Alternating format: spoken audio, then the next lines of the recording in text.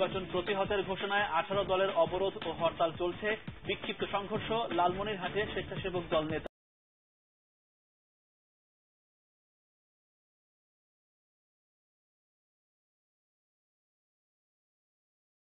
নিহত। নির্বাচন বর্জন ও ঐক্যবদ্ধ আন্দোলন করতে তারেক রহমানের আহ্বান, নির্বাচন বানচাল করার সাধ্য কারণেই আওয়ামী লীগ।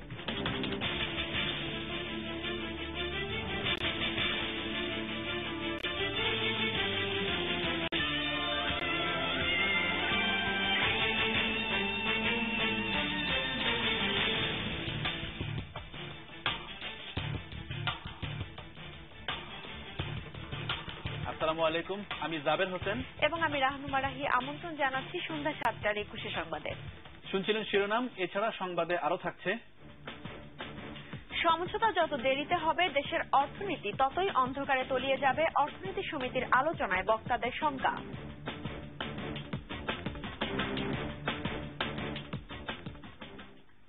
হরতাল, অবরোধ আর সহিংসতার মধ্যেই রোববার অনুষ্ঠিত হতে যাচ্ছে দেশের 10ম জাতীয় সংসদ নির্বাচন। এরই মধ্যে নির্বাচনকে ঘিরে শেষ হয়েছে সব ধরনের প্রস্তুতি। 300টি আসনের মধ্যে 153টি আসনে কোনো প্রতিদ্বন্দ্বী না থাকায় বিজয়ী ঘোষণা করা হয়েছে প্রার্থীদের। বাকি 147টি আসনে অনুষ্ঠিত হবে ভোট গ্রহণ। 42টি রাজনৈতিক দলের মধ্যে নির্বাচনে অংশ নিচ্ছে মাত্র 12টি দল। বিএনপি সহ অংশ নিচ্ছে না 30টি দল। আর 9 কোটি 19 লাখ ভোটারের মধ্যে প্রায় 4 কোটি 80 লাখ ভোটারই ভোট দিতে পারছেন না। রিপোর্ট করছেন ফাল্গুনী দত্ত। তফসিল ঘোষণার 39 দিনের মধ্যে 122 জনের প্রাণহানি আর নির্বাচনের আগেই বিভিন্ন ভোট কেন্দ্রে আগুন দেওয়ার পর রোববার অনুষ্ঠিত হচ্ছে 10ম জাতীয় সংসদ নির্বাচন। দেশের 59টি জেলার মোট 147টি আসনে প্রতিদ্বন্দ্বিতা করবেন 390 জন প্রার্থী। এর আগে বিনা প্রতিদ্বন্দ্বিতায় 153টি আসনে প্রার্থীদের জয়ী ঘোষণা করা হয়। নির্বাচনে অংশ নিচ্ছে না প্রধান রাজনৈতিক দল বিএনপি সহ মোট 30টি দল। 42টি রাজনৈতিক দলের মধ্যে নির্বাচনে অংশ নিচ্ছে মাত্র 12টি দল। মোট 9 কোটি 19 লাখেরও বেশি ভোটারের মধ্যে নির্বাচনে অংশ নেওয়ার সুযোগ পাচ্ছেন মাত্র 4 কোটি 39 লাখের কিছু বেশি ভোটার। ফলে অর্ধেকেরও বেশি ভোটার নির্বাচনে অংশ নেওয়ার সুযোগ থেকে বঞ্চিত হচ্ছেন।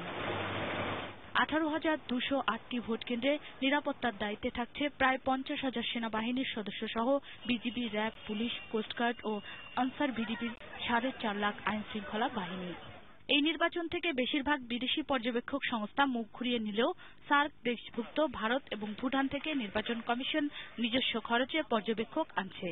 অন্যদিকে দেশীয় 22টি সংস্থা 80টি নির্বাচনী এলাকায় প্রায় 1300 পর্যবেক্ষক পাঠানোর সিদ্ধান্ত নিয়েছে।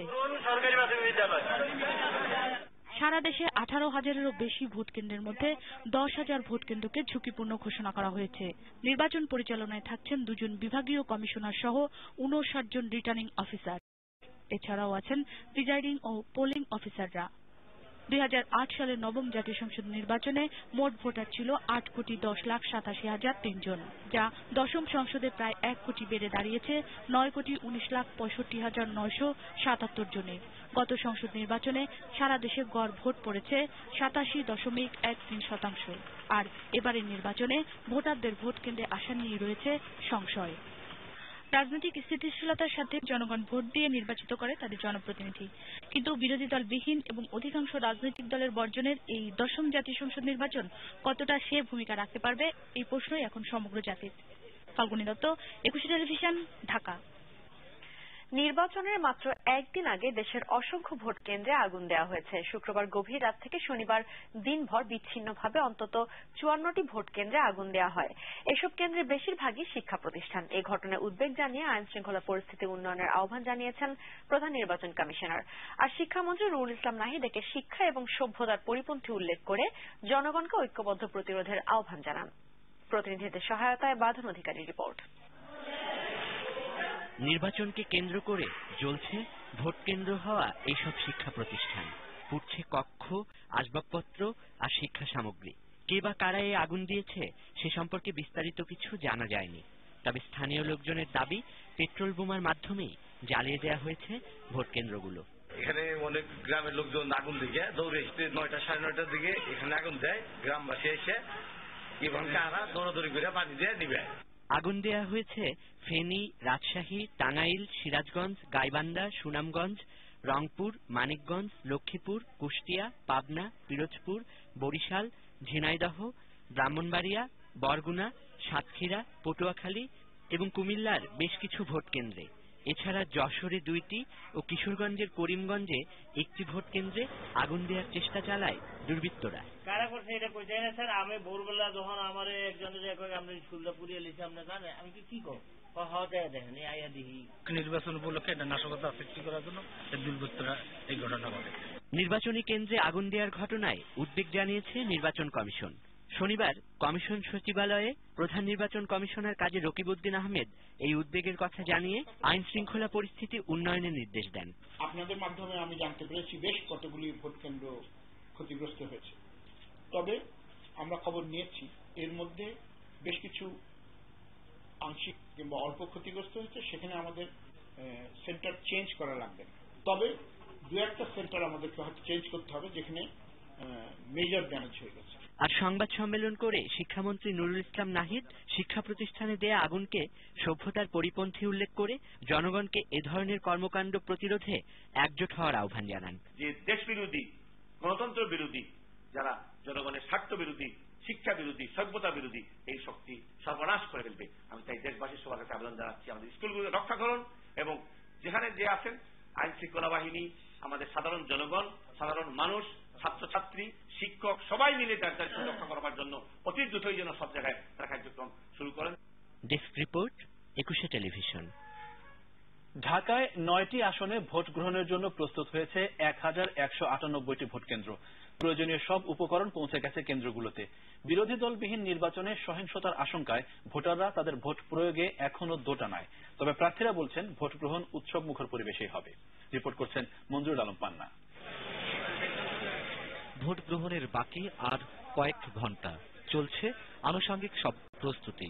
স্বচ্ছ ব্যালট বাক্স সহ প্রয়োজনীয় সব উপকরণ সংশ্লিষ্টদের হাতে পৌঁছে গেছে। এরই মধ্যে প্রস্তুত ভোট কেন্দ্রগুলো। প্রিজাইডিং অফিসাররা বলছেন নির্বাচনের দিন পরিবেশ যেমনই থাকুক দায়িত্ব পালনে ব্রত থাকবেন তারা। আমরা সরকারি কর্মকর্তা, আমাদের সরকারি দায়িত্ব পালন করতে হবে।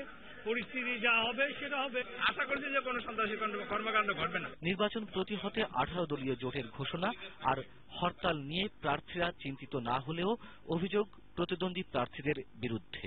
আমার প্রতিদ্বন্দ্বী যে আছে সে প্রশাসনকে ব্যবহার করতে চাচ্ছে, কিন্তু জনগণ আমার পক্ষে আছে, ওরাই ভোট কেন্দ্র পাহারা দিবে। সন্ত্রাসী, চাঁদাবাজি, মাস্তানি, যত লালবাগে আগে দামি দামি যারা গুন্ডা পান্ডারা ছিল এরা সব ওই মার্কার পক্ষে নেমেছে। তো সুতরাং এদেরকে যদি মাঠে থাকে মানুষ, জনগণ ভয়ে যাবে না। যেখানে নির্বাচন করছি এটা আশঙ্কা মুক্ত হবে ইনশাল্লাহ। কিছু কিছু জায়গায় তো আশঙ্কা থেকে যাবে যেখানে ঢাকার বাইরে। আমি ইতিমধ্যে ঢাকা 15 আসনে প্রত্যেকটা এলাকা রাস্তাঘাটে ঘুরেছি। তো প্রত্যেকটা ভোটারে মনে হচ্ছে একটা আনন্দ উৎসব। তবে 10ম সংসদ নির্বাচন নিয়ে মিশ্র প্রতিক্রিয়া সাধারণ ভোটারদের। সহিংসতা হবে না, সুষ্ঠু হবে সেটা আমরা বলতে পারি না। নিরাপত্তার কারণে আমরা আশঙ্কা বিচার। সহিংসতা মুক্ত বলতে কি, মানে সবাই তো আর পারতেছে না অংশগ্রহণ করতে। ঢাকার 20টি আসনের মধ্যে বিনা প্রতিদ্বন্দ্বিতায় 11 জন সংসদ সদস্য নির্বাচিত হওয়ায় ভোট অনুষ্ঠিত হচ্ছে 9টি আসনে, যার ভোটার সংখ্যা 30,18,871 জন। মঞ্জুরুল আলম পান্না, 21 টেলিভিশন, ঢাকা। গাড়িতে আগুন, ককটেল বিস্ফোরণ ও মিছিল সমাবেশের মধ্য দিয়ে সারা দেশে অনির্দিষ্টকালের অবরোধ কর্মসূচির পাশাপাশি চলছে 18 দলীয় জোটের 48 ঘণ্টার হরতাল। যশোর খুলনা মহাসড়কে র্যাবের গাড়ি লক্ষ্য করে হরতাল সমর্থকদের ইট পাটকেল নিক্ষেপের ঘটনায় 2 র্যাব সদস্য আহত হয়েছেন।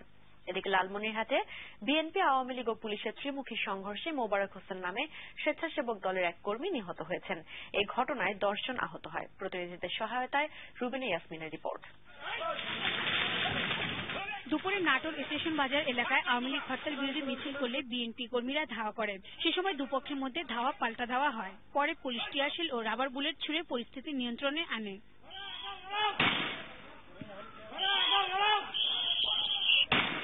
কুড়িগ্রামে হরতালের পক্ষে বিপক্ষে মিছিল করাকে কেন্দ্র করে শহরের 18 দলীয় জোটের কর্মীদের সাথে ছাত্রলীগ ও যুবলীগের সংঘর্ষ হয়েছে।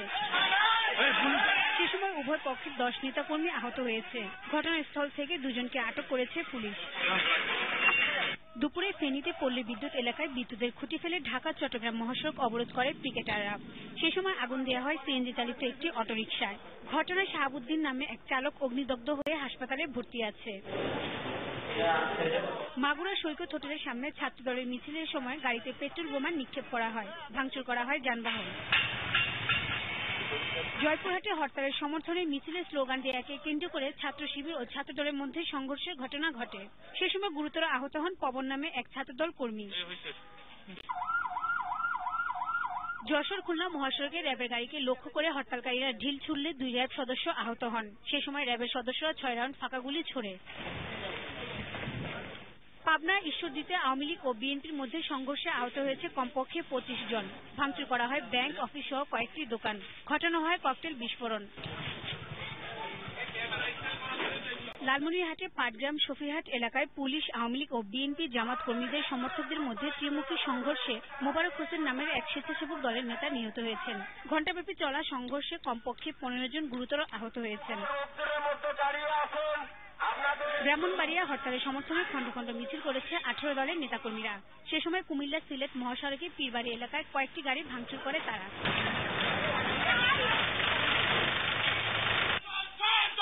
রংপুরে হরতালের সমর্থনে রাস্তায় আগুন জ্বালিয়ে বিক্ষোভ করে হরতাল সমর্থকরা। সে সময় কয়েকটি ককটেল বিস্ফোরণ ঘটানো হয়। 18 দলের ডাকা অবরোধের সমর্থনে সকাল থেকে মিছিল সমাবেশ করতে না দেখা গেলেও বেলা বাড়ার সাথে সাথে মিছিল সমাবেশ করেছে চট্টগ্রাম মহানগর ইসলামী ছাত্র শিবির। বগুড়ায় হরতালের সমর্থনে শহরের ইয়াকুব মোড় থেকে মিছিল বের করে হরতাল সমর্থকরা। পরে বিএনপি দলীয় কার্যালয়ের সামনে সমাবেশ করে নেতাকর্মীরা। সাতক্ষীরা 18 দলীয় জোটের ডাকা হরতাল ও অবরোধ ঢিলেঢালাভাবে পালিত হচ্ছে। যৌথ বাহিনীর অভিযান চালিয়ে 16 জামাত শিবির কর্মীকে গ্রেপ্তার করেছে। চাঁদপুরে অবরোধকারীদের ধাওয়ায় পৃথক 2টি দুর্ঘটনায় আহত হয়েছে 9 জন। Desk report, 21 television. রেললাইন অবরোধের চেষ্টা, গাড়িতে আগুন ও মিছিলের মধ্য দিয়ে অনির্দিষ্টকালের অবরোধ কর্মসূচির পাশাপাশি চলছে 18 দলীয় জোটের 48 ঘণ্টার হরতাল। 2 কর্মসূচিতে রাজধানীর সাথে অন্যান্য জেলার যোগাযোগ সংকটের কারণে ভোগান্তিতে যাত্রীরা।